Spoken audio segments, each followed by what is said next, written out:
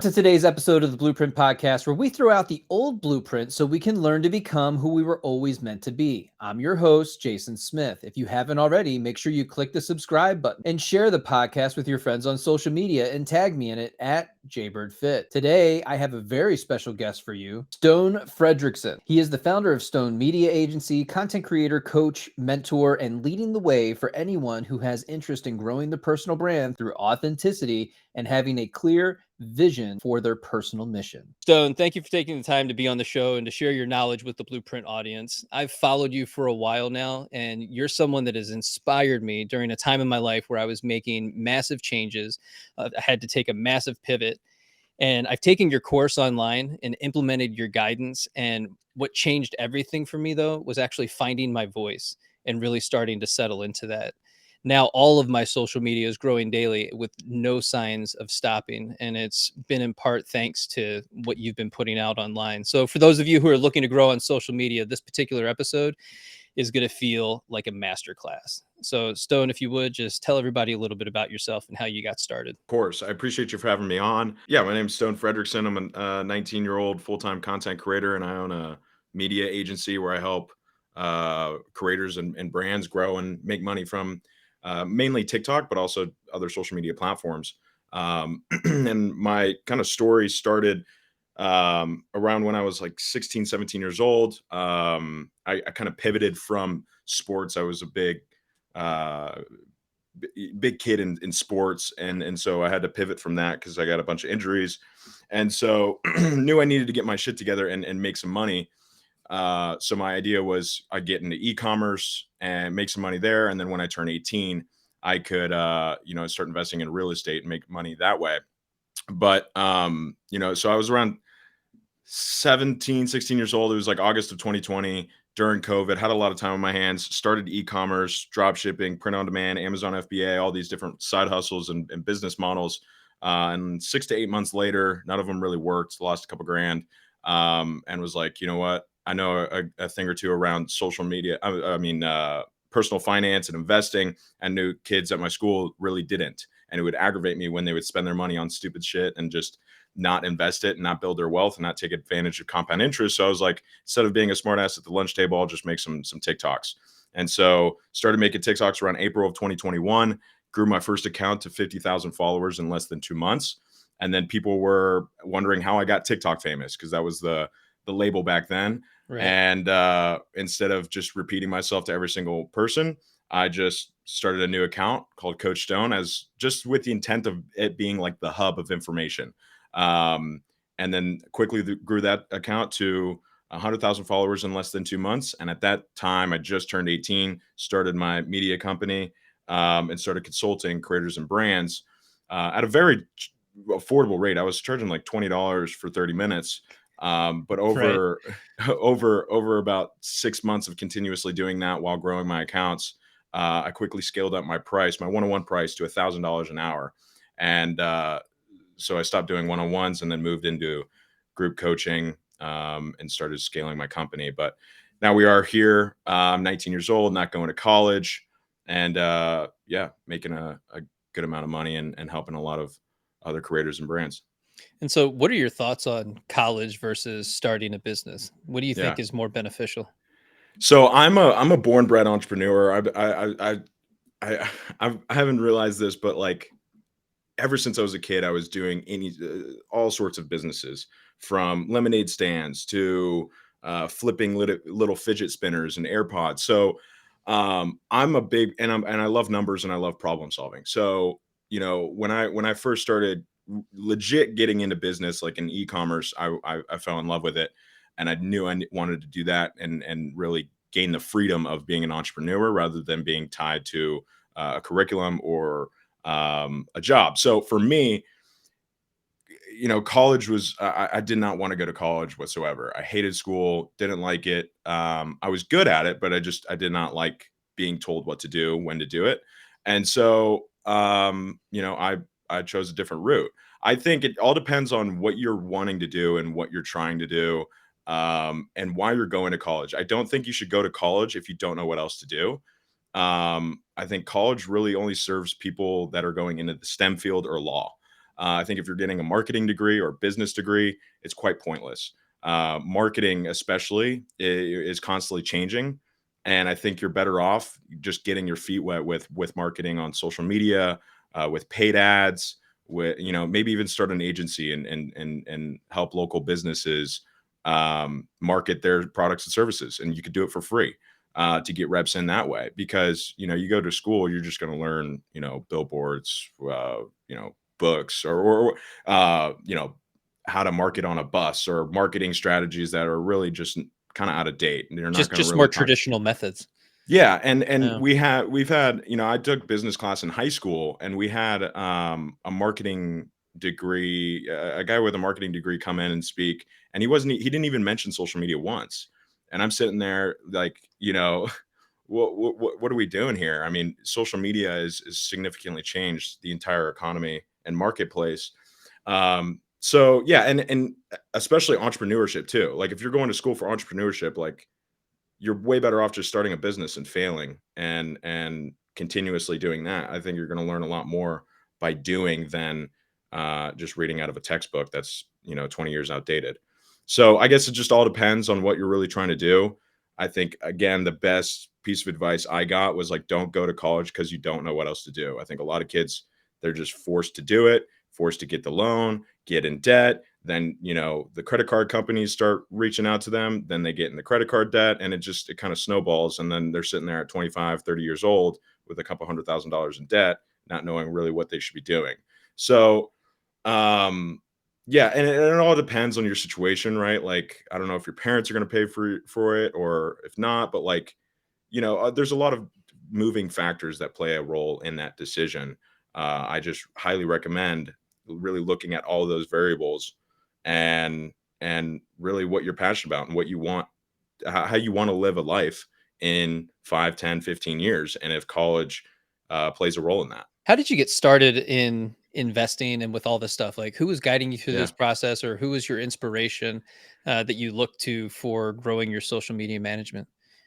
Well, so yeah, so the personal finance and just money in general was the first thing that I got really passionate about. And I got passionate about that because during COVID, my family and I were doing a ton of activities, not even traveling, but just like, going to play golf or doing a bunch of activities that required money. And then once, the pandemic happened and, they had to go back to work, I realized that like money was the limiting factor, and money controls your life.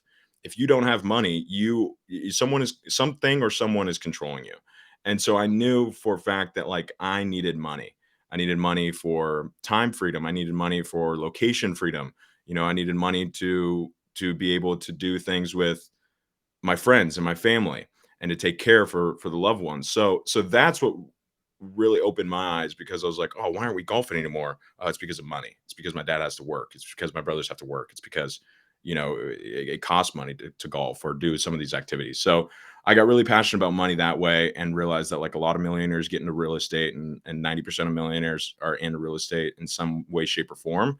But I was like 16 at the time. So I was like, okay, I can make some money by the time I turn 18 and get into real estate. And then, when I first started into money and like personal finance, I didn't know a single thing. I didn't know what a mortgage was. I didn't know what a Roth IRA was. I didn't know any of these fancy terms. And so I would just go up to my mom and dad and just be like, can you simplify what he just said in this video? Or, hey, can we watch this video together? And it's like a video about like how to build wealth in your 20s, like from Graham Stephan. And I'll be like, can you just dumb this down, like, minute by minute? Right. And, I don't know if they were like, I don't know what they were thinking at the time, but it helped me. Yeah. They They're really like, simplified. okay, Yeah. Stone. Yeah. They're like, usually kids your age are out drinking or partying, and now Right. we're sitting in the living room watching a YouTube video on how to build wealth. You're not getting in Um, trouble. What's going on? yeah. Yeah. So that really helped me. And then and then I just realized that like I went to school, no one really, it was like scraping forks on a chalkboard when I would go to school, and people were like, "Oh yeah, I got these new shoes," or "I got this new, I'm going to eat here," or whatever the case may be, like just spending money, and majority of them were just spending their parents' money. Right. And yeah, I was like, all right, let me just, create some. I initially started on YouTube, but that didn't work. And then I rotated over to TikTok because I knew that my target audience was over there more. and then it quickly blew up just by basically just articulating some of the things that my parents, told me and articulated them in that way, and it resonated with other people out there too. I'll tell you what, man, you definitely have the voice for radio and to be on Yeah. social media, right? It's like, and you've made videos about this in the past about being able to speak with authority and confidence. And so, how did you hone that skill of being able to speak with authority on all of these different topics? Yeah, so I think the voice component, obviously, you're just born with. My dad has a really good voice, and he's in radio, so I got that component from him. But in terms of articulating things in certain ways or being an authority, I think really just comes back to, being an expert. I got it from Jordan Belfort. I was just watching a little clip from him, and he's just like, be an expert. Like if you're trying to sell something, be an expert. You don't want to come across and say like you're my first client, or Right. this is my first time talking about this. Um, and I think that also comes from like a level of self-confidence too, and self-trust. Like you need to stick to your word. You need to do what you say you're going to do, and you need to master the things that you're giving advice about. Don't act like an expert if you're not an expert. I think that's the biggest thing too. And I didn't, as I was a 17-year-old talking about personal finance. I want to be clear, like I didn't come out and say like I knew everything. All I said was, instead of saying you need to do this, I would just say I believe you need to do this. I believe you should be doing this. I believe you should learn this. I recommend doing this. This is what I'm doing. Right. I'm investing this way, instead of like you need to invest this way. Like I'm still not an expert in that field. But with in terms of something like social media, I mean, there's just so much undeniable proof that shows I am who I say I am, and it shows that I am an expert. I've helped over 200 people go full time. Not only have I built both of my accounts, but I've also helped thousands of other creators that have just downloaded my digital downloads. And so, from that sense, it's just speaking from authority from your past experiences. Um, And did you and I ever think deal with imposter syndrome at all? 100%, and I still Yeah. do. But I think again, just that undeniable proof really helps. Like I got it from Alex Ramosi too. He's like, screaming affirmations in the mirror won't build self-worth. Right. Having so much undeniable proof that shows you are who you say you are will, and that really resonated with me, and that stuck with me. But 100%, I always get the thoughts of like, oh, people are not buying from me because I'm 19, or people are not listening to me because I'm 19, or every limiting belief that you could probably imagine. I've thought of, but I've challenged it, and I think that's the biggest thing too. Is like so many people, pretty much everyone gets limiting beliefs, but they just accept it. They don't even tend to challenge them, and they don't even think to see where it's coming from. Like chances are that's coming from something or someone else. Either it's the content you're consuming, the people you're around, people you're talking to, and that was also mind blowing to me, because I realized that like a huge portion of these limiting beliefs were coming from the same people or the same thing, the same platform, the same type of content, and then you just X that out and make a lifestyle change. Yeah, it's one of those things you end up consuming more than you're doing, and I think Yeah. that really feeds that animal where you just start Hmm. to say, "You know what? Now I'm in comparison mode and Right. all of this sucks. Everything that I'm doing is horrible. All of the comments are true." That and Yeah. they start picking on you and beating you up. And it's one of those things, whether you're 19 or you're 50 and you're trying to do this, you still run into imposter syndrome. It's something everybody goes through, and you just have to learn to work your way through it and just recognize that when people say stuff, it's more on what's going on inside of them, right? Yeah. Because they're afraid they're going to be found out. Right. So it's easier for me to pick on you than to look at myself and recognize that I'm not doing anything this person is doing, but I Hmm. certainly don't have a problem criticizing them for it, even Yeah. though I'm not doing any of those things in my life. I think the other thing too is when I get limiting beliefs or limiting thoughts, I embrace it, and I'm like, oh, I'm growing, I'm doing something meaningful, because it's my brain, it's the defensive part of my brain saying, I don't know if we should do this, I don't know if we should keep going with this, and I think that's a good thing. I think when you embrace that, and once you realize that when you have those limiting beliefs or when you have those limiting thoughts, you're doing something meaningful and you're doing something, that where you can grow as a person too. Yeah, when those thoughts pop in, you're definitely heading in the right direction. There's no doubt about 100%. that.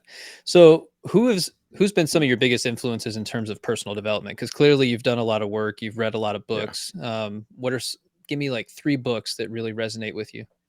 Oh, books, I would probably say, How to Win Friends and Influence People is one of my favorite. I just, from the whole social media and going viral like really quickly and getting this huge fan base, so many successful people reach out to me wanting to help or wanting to, communicate or connect or whatever.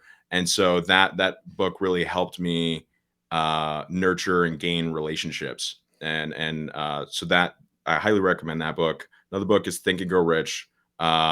Just a great book to understand the mindset and the philosophies around successful people. And then I would say the last one is probably Rich Dad Poor Dad. Just in So terms good. of personal finance, I started reading that book once like 30-year-olds, 40-year-olds were like, I wish I would have learned this when I was 18 Yeah, I or was one of 20. them. I came Yeah. across that late in life and I was like, "Ah, Yeah. why didn't I have this?" And so that book really shifted my mindset from like time is money, right? So Yeah. I used to have an allowance as a kid and I would get like $100, a couple $100 a month. But as I started becoming more financially literate, I shifted that mindset from getting a couple $100 a month to taking away a couple hours of my parents' time. And so I reversed that and said, you know what, I'm going to give them more time by giving them more money instead of them giving me money. And the same thing goes for like just spending money too. You know, every single time I spend $15 at Chipotle, that's $15 that could work for me and bring me back more money and more time. So assets versus liabilities, like a lot of the mindset shifts happened when I read that book for sure. So then going viral early on when you were starting your social media with Coach Stone, was that a Yep. good thing or a bad thing for you? I would say that account was a good thing. The other account, I went viral for the wrong thing. Well, initially I went viral actually for a thing that I wanted to go viral for. It was just a simple videos. The hook was, here's some simple shit I believe every teenager needs to hear and do right now that will change your life. Trust me. It was like number one, get off your ass, get off Netflix, blah blah blah. Number two, get up early. Number three, have some goals, blah blah blah. And so that one went viral because it was very controversial. A lot of teenagers were like, "Bro, chill out, live life, blah blah blah." So but a vast majority of teenagers needed that, and they said thank you. And so that video did really well. But I got so attached to the number to where I was just creating content that went viral. And so I went from creating content that I wanted to create and that I wanted to be known for to just content that went viral. And so I was like doing like top 3 podcasts that are funny or top 3 podcasts that'll change your life. And then I realized that people were following me for those instead of the content that and the information and the value I was putting out instead of this random Joe Rogan podcast or whatever. And so I bit the bullet for a solid 2-3 months of not getting a video over like 5,000 views and just posting content that I wanted to post on that account, Stone Fredrickson. And then it started to ramp up again. But when I started Coach Stone, I learned that lesson the hard way, and I was just like, you know what? Every video that I put out, I want to be known for, and if it went viral. And the truth is like you have to understand when a video goes viral, your audience is going to expect more of that type of content. And if you're not going to want to put out more of that type of content, there's going to come a point in time where you're going to stop creating because you just don't want to create it, and it's just going to become a chore instead of it being fun and enjoyable. So yeah, the Coach Stone, I went with a better like avenue of like saying TikTok is a once in a lifetime opportunity. Like you need to be creating and like inspiring people to create because it changed my life and I wanted to get in front of people and it hopefully change their life or get them to start creating. And then started giving, tips and my experience and lessons and things like that, which kind of nurtured that ecosystem and that follower base to where I could build a business on the back end. One of the biggest challenges, especially on TikTok, is you'll create a video, it'll go viral.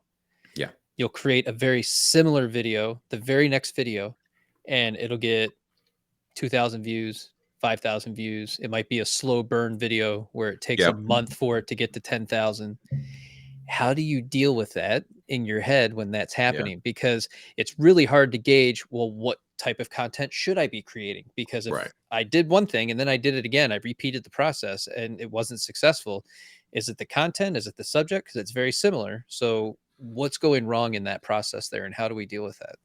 Yeah, I mean, so there's a lot of moving parts in a viral video. It's just like cooking a good meal, right? If you try to cook a good meal and replicate that, you might not be able to do it. Maybe you put in more salt or more pepper, or didn't cook it long enough, or didn't cook it at the right temperature, whatever the case may be, right? And it's the same thing with a video. Is so especially viral videos on TikTok, they could go viral for the stupidest things.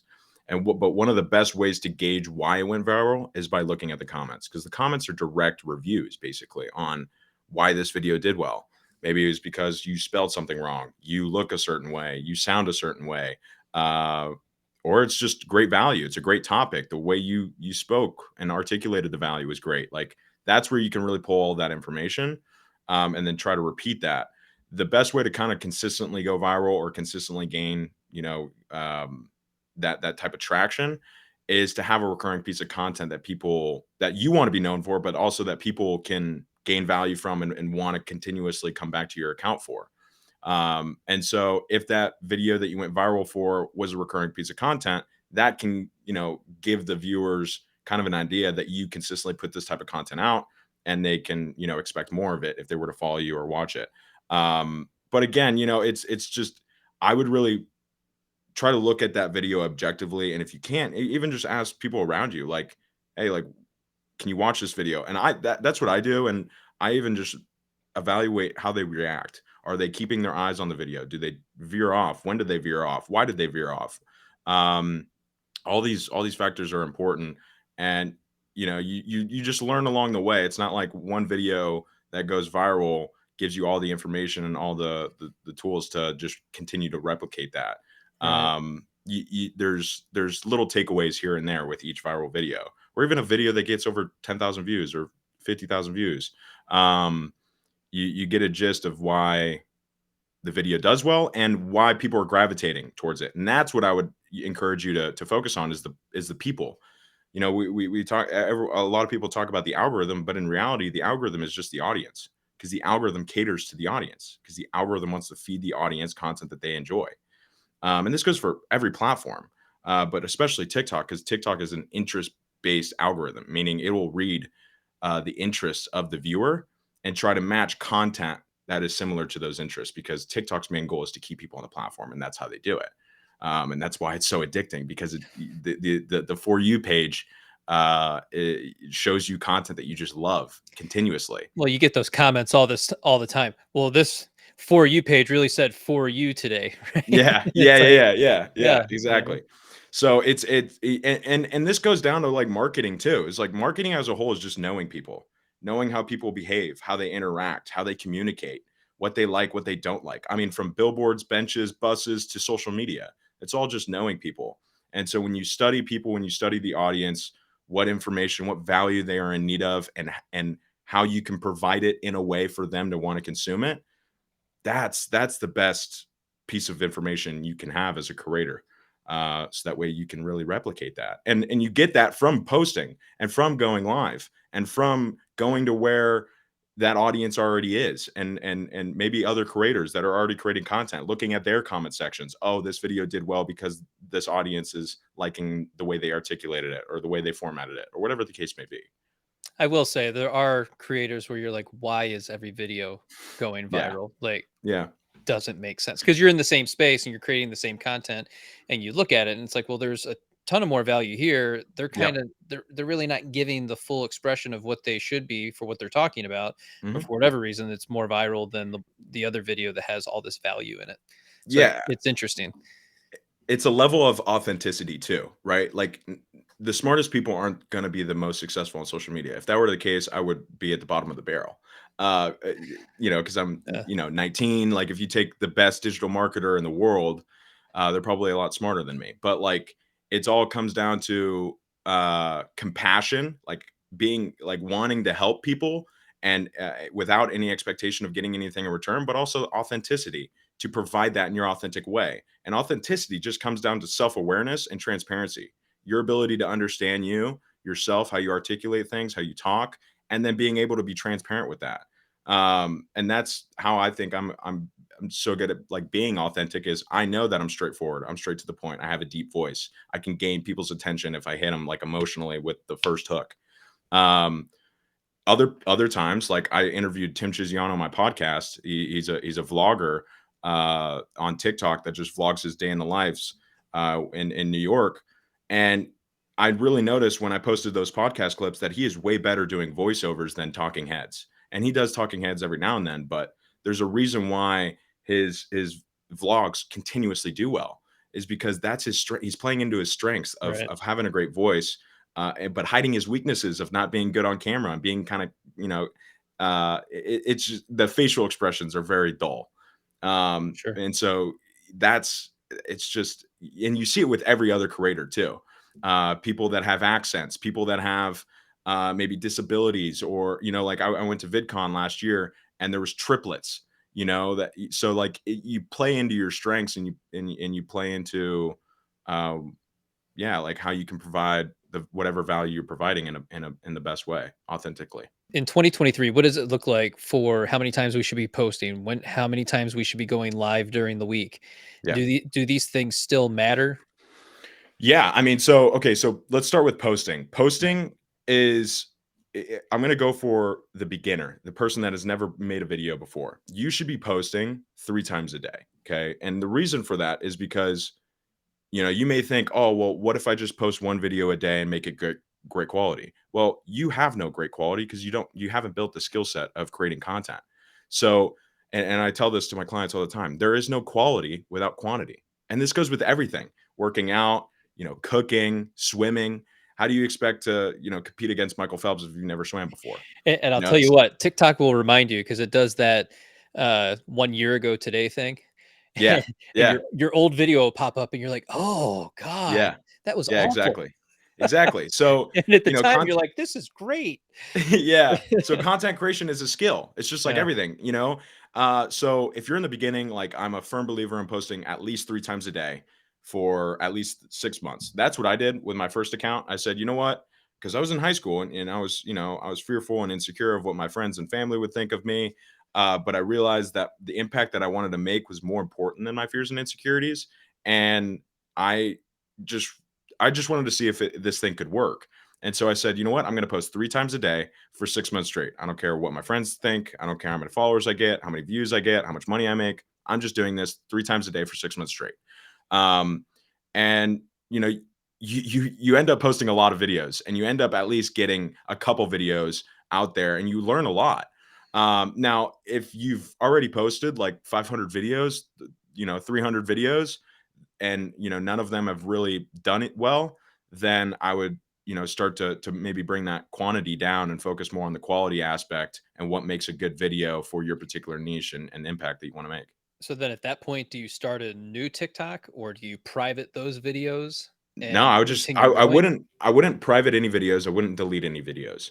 Um keep those there, and uh just continue to post on your account, because TikTok is continuously collecting data. And this is why I don't understand when social media coaches are like, start a new account. And I had one person kind of debate me on like, people should post 5 times a day for like 3 weeks. And if one video doesn't go viral, they should start a new account and continue to replicate that process until it works. And it's just like, that's pointless, because Yeah. you might be starting out new, and that might sound good in theory, but it's shit for TikTok, because TikTok's saying we have a blank canvas and we don't know what you're creating, who you're creating content for. We don't know any of this. And when you posted 500 videos, they have a good gist of what you're putting out, if you're keeping it somewhat consistent in the messaging and the style, and they have a good gist of who likes your videos and who doesn't, because it's continuously grabbing your content, putting it in front of people, and testing and seeing if that was the right move, and if those people like the video, and if they do, based on certain metrics, it's going to push it out to more people and more for you pages.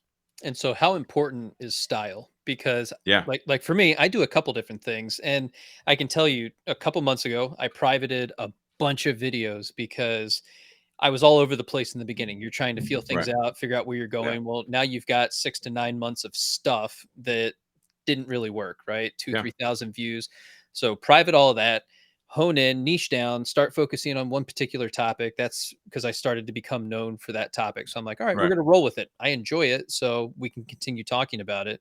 Yeah. Started doing more talking head videos, but then I also do a lot of memes. So I'll use the CapCut editor, Templates. yeah, Yeah. and do all the stuff from The Office and stuff like that. But I Yeah. keep it related to my niche, Good. and so the Love it. talking heads will do really well, and then the ones that are the CapCut videos, it's a slow burn over a longer Right. period of time. So I don't know if that helps me or hurts me in the algorithm, but I can Yeah. tell you, I went when I from privating those videos, I went from 62,000 to 160,000 in Wow. 2.5 months. Wow. So that was a massive difference. And I was like, oh, okay. So I wasn't doing the wrong thing necessarily, but Yeah. it just took a while to get back into the algorithm and get things moving again. Yeah. Here's one thing I will say with that last take that you had. Like, you jumped and you privated a lot of those videos. I would argue that the reason why you jumped was probably because of the reps you put in and how you've honed in on the messaging and the content. And the content's starting to perform well because of just those reps and that intangible information that you now have of what content does well and what doesn't, and how to create that value. Not necessarily why you privated the videos. So that's another reason why, of like, challenging your beliefs is so huge in the social media realm, Yeah. because I thought my videos were doing well because I was posting at a certain time, or I was just talking about a We particular make so topic. many inferences that Yeah. are wrong half of the time. It's Right. like, And in it, reality, it's just maybe it's just a good video, right. And so I think people don't give themselves enough credit, and they want to, like, you know, tie it to a certain hashtag that they used, or the hook or whatever. There's a lot of moving parts in a great video.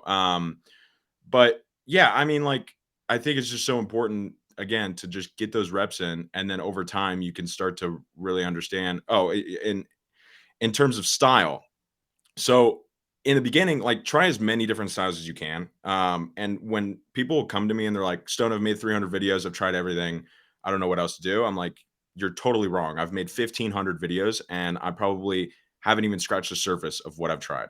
Right. But what I mean by, like, try every style, I mean, like, walk around your neighborhood and create videos like that.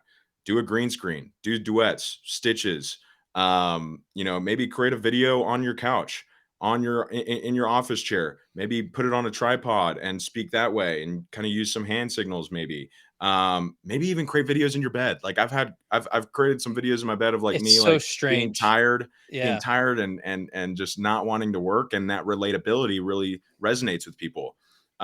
So you know and create and develop a style that falls in line with how you're providing value, right? So if you're providing this, like, very energetic, like, type of content, maybe don't do it in the bed. Maybe do it, like, standing up, or sitting in a chair and, like, being really active, or while you're playing a sport that you're talking about. Like, you can get really creative with it.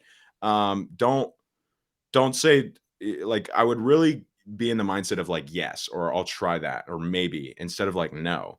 Because people, they tie themselves to a particular creator and only think they can do that style.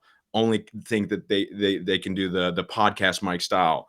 And a Right. lot of these, styles are getting, redundant. And so the ones that are really becoming successful and blowing up are the ones that are going against the grain and trying something completely out of left box. Well, and that's the whole thing. I stopped doing all these different hooks. Here's 3 tips for this and Yeah. 2 things for that.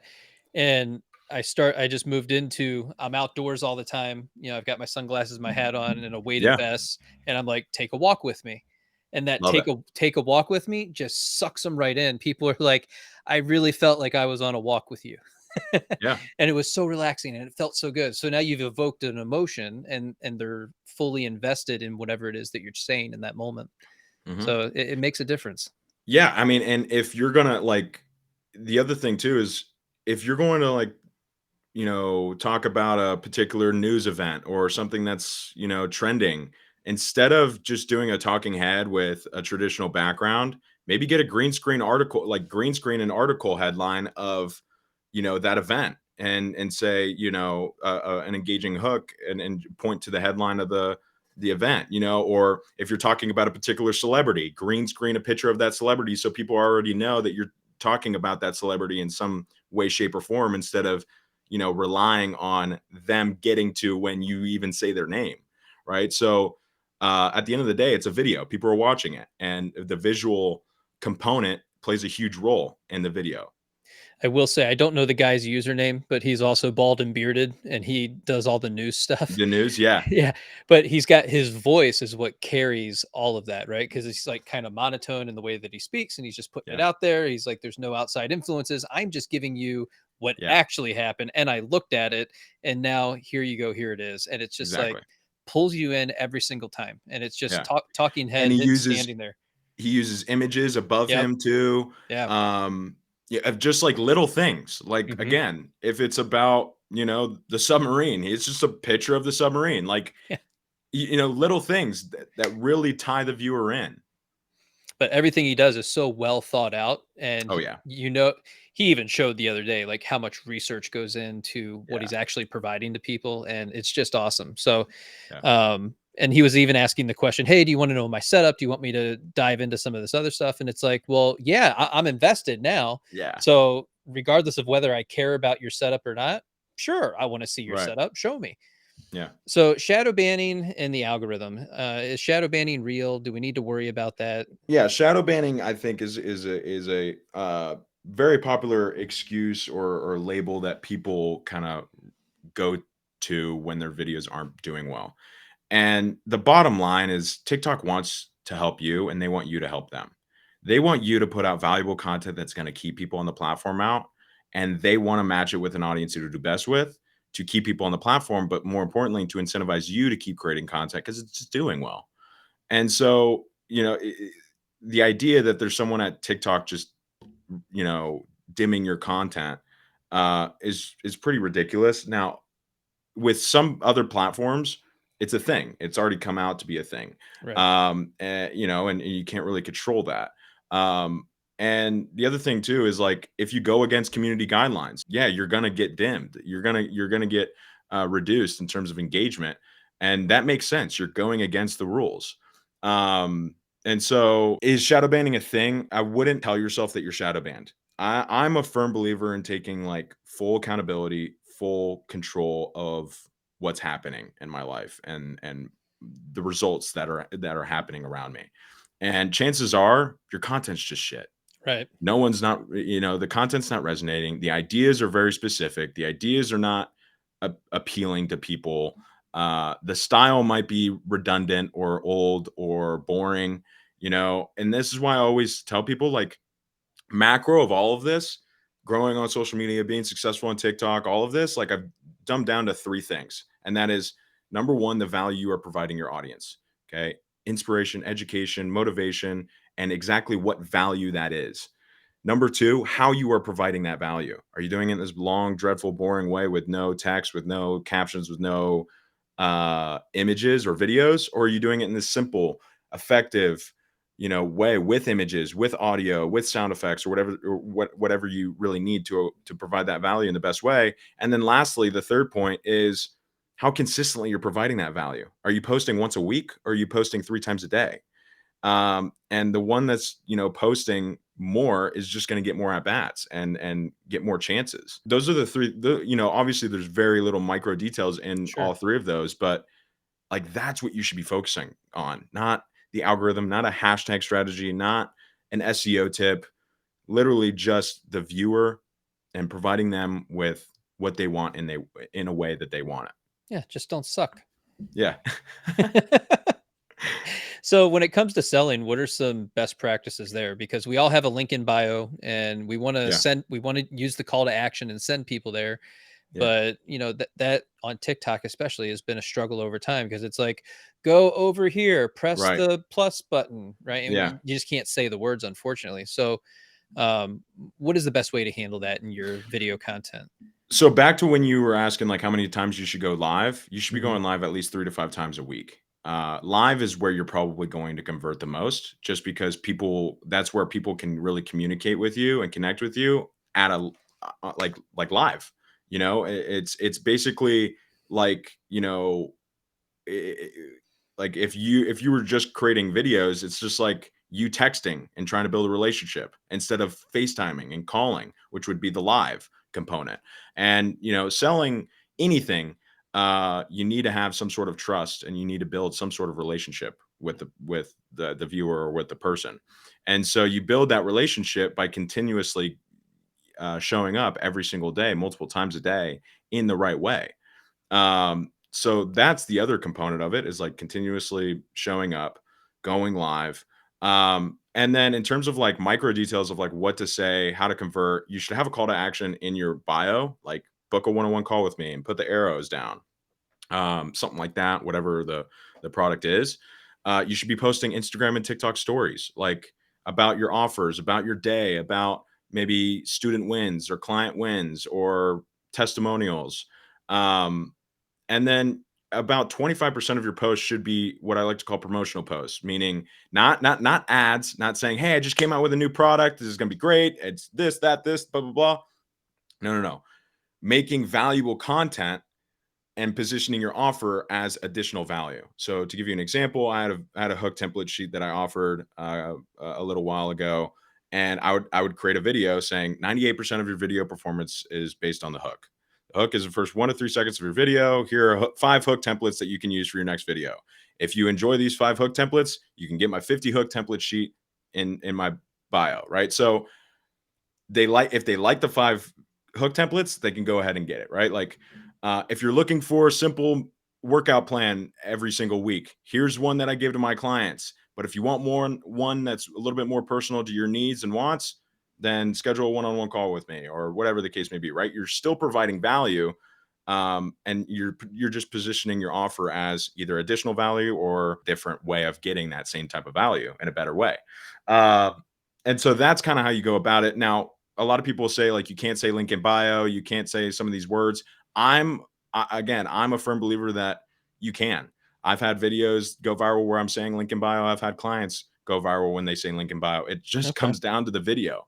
Like if the video is good, TikTok doesn't really care what words you say or what words you put off the screen. They're gonna Dude, want to push I it can out to tell more you, we people. live in fear of that. Like, if I say Yeah. link in bio, man, I'm gonna get trashed in the algorithm, and it's like we've been conditioned for it now Yeah. to Yeah. believe that that's the case.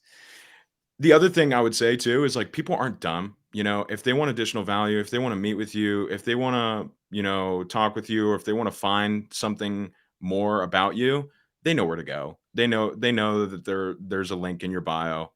They know But that they do can hit they? the Because they still ask the question, how, well, how can I get in so contact with yeah. you? Well, So I mean, some obviously aren't really aware. You're gonna have that portion of your audience that really aren't that tech savvy or are new to this. And so it's good to continuously, remind them, right? With those yeah. 25% promotional posts, you're going live multiple times a week, you're posting Instagram and TikTok stories. So that's what I mean by like people aren't dumb if they are watching those videos, and I think it's just so important to just continuously show up. And you don't know that someone might be like they're back against the wall with one more post, one more live, one more story. So if you haven't gotten a sale yet, don't just throw this out of the water and say that that hasn't worked. You could just be one post away, Right. or like I have a relationship client, a relationship coach client, and I was telling him, I'm like, look, your viewers could be one fight away from being like, you know what, we need to get on a call with him and sort this out. So that's just the reality of it, and you need to just continuously show up, build trust with the audience, and you do that by providing value and them getting results from your content. um you know just someone like we already have a relationship due to the results you've already gained from my content, Right. right? And if I'm following a health and fitness trainer and they help me gain muscle and lose fat, like I'm probably going to go with them rather than the guy that's speaking on stage that I can't relate with. And that's the unique component that you can have on a platform like TikTok, is the relatability. Because with some of these big stars and big personal brands and big entrepreneurs that are speaking on stage, oftentimes people can put them on a pedestal and not be as relatable, and that's why they go with someone like you that might have 10,000 followers or 20,000 followers. Right. And a big part of it is just making sure that you're posting so consistently that you're constantly being pushed in front of people, because 100%. every single freaking video is an opportunity. And I had that serendipitous moment where it was I privated a bunch of stuff that wasn't working. I joined the creativity program beta, and then the next video I made went 2.2 million views, Love it. and Yeah. from there started more coaching clients. I've got a 21-day self-love challenge. People have been buying the heck out of that. That Love starts it. on July 9th. Of course, I'm going to plug that. But it's just really cool to see the progression of this, because Yeah. right when you're about to give up, right where you're at the, you're in that last moment of, what, fine, I'll join the creativity beta program. I don't know if it's good for me. I don't know anything about it, but I'll give it a shot because it's really the last dish effort Yeah. before I'm going to decide to go do something else. And then that was that shift that needed to happen. And Right. now things keep progressing, and Instagram is the same thing. It just keeps growing, and it's like Yeah. it's an awesome feeling when you finally gain just a little bit of momentum. Yeah. And the other component of selling is like making sure whatever you're offering is directly congruent with like what you provide and like Yep. the problems that you're solving. And so that's why with the last step of my program is the earn stage, because you want to build some sort of audience or community that knows, likes, and trusts you. That way you can gain some sort of data and information on what problems they're dealing with, and how you can create an offer as a solution to those problems. So that way it's already built in line.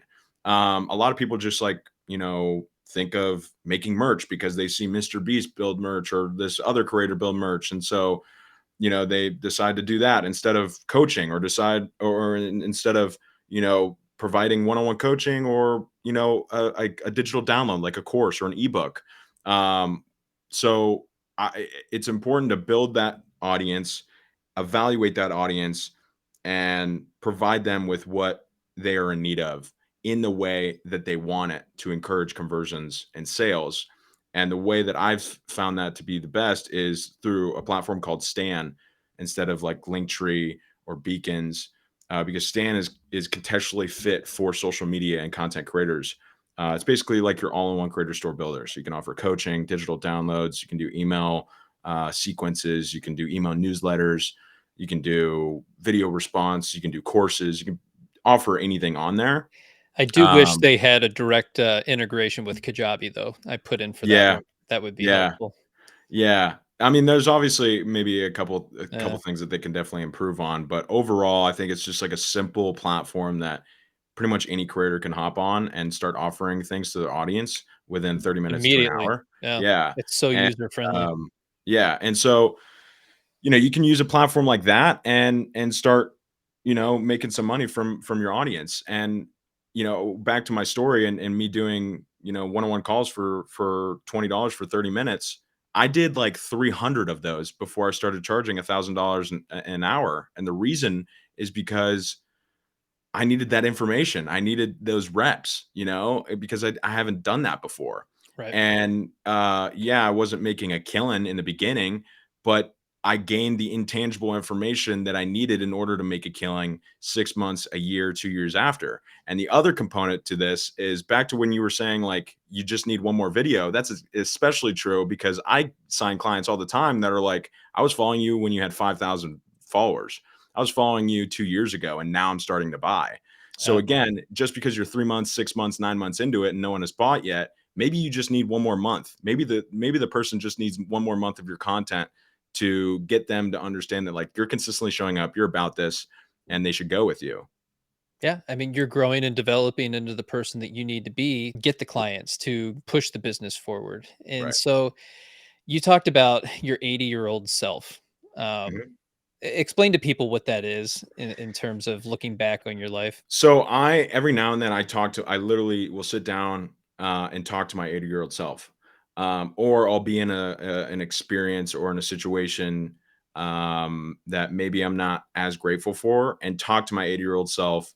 And usually my 80-year-old self uh, puts the here and now, like the present, in perspective of like, this too shall pass. If you're going through a struggle, like you'll be all right. If you're in a place where you've always been before. Maybe it's just talking to your parents and you're just sitting there not as grateful. Your 80-year-old self is probably like, you are not going to spend too much time with them. Let's enjoy this. Um, so, and then even times, sometimes I'll be my 80-year-old self in my current body.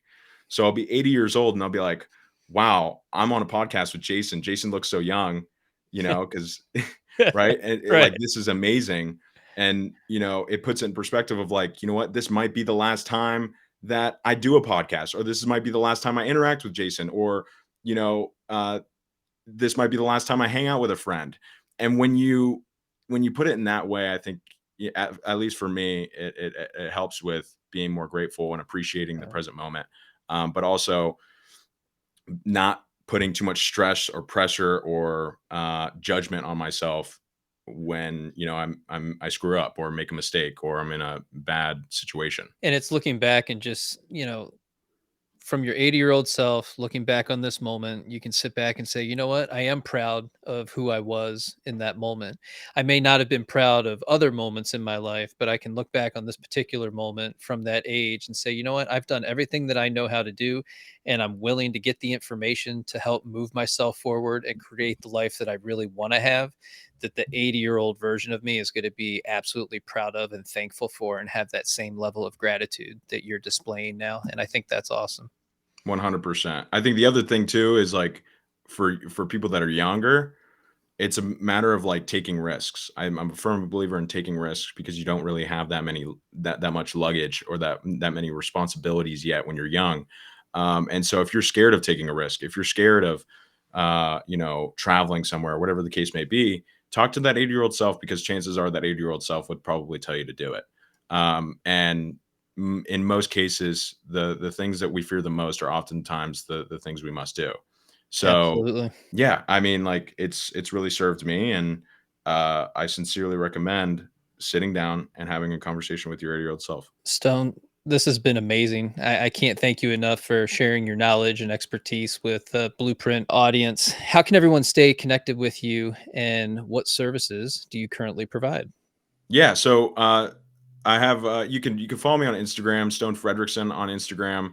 You can also follow me on TikTok, Coach Stone and Stone Fredrickson. I have two accounts over there, and Stone Fredrickson on pretty much every other social media platform. The services I provide, I have a couple different things that I provide. Obviously, a ton of free value within my content.